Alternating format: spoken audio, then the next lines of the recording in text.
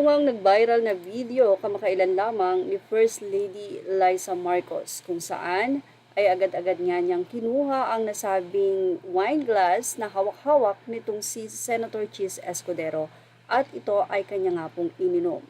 Dahil dito ay iba't iba ang naging komento at reaction ng mga netizen. Of course, asahan na natin na may mga negative comments at may mga positive din naman. Narito naman ang naging paliwanag ni Senator Chis Escudero sa nasabi nga pong tagpong iyon. Pero aniya, a clip shown First Lady Liza Araneta Marcos grabbing the wine glass of Senate President Francis Escudero during the Independence Day Vinhor has gone viral. Senate President Escudero addressed the incident saying he was being gentleman. I consider waiting on a lady first or otherwise to be gentlemanly, Escudero said. Maaring sabihin ng iba na makaluma o parang under pero para sa akin, hindi kailanman magiging makaluma o di uso.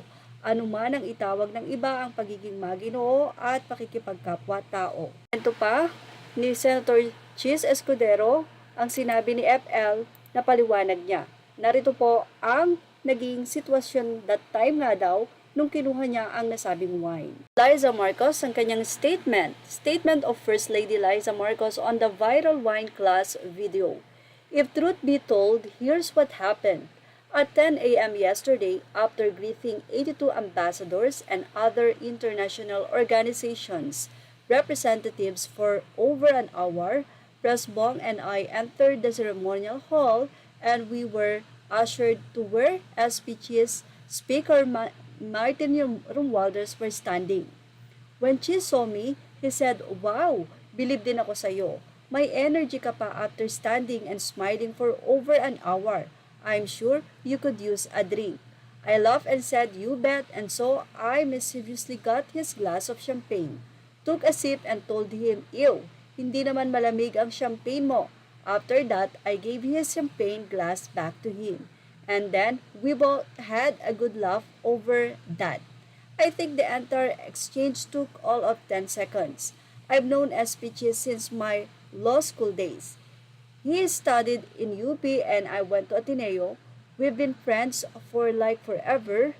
So, whether I made him a waiter and for he responded like a gentleman is between us. Mula naman sa mga anonymous commentator ng Fashion Police, I think talagang friends sila, that's why there's familiarity, but it's still not appropriate for FL to behave like that.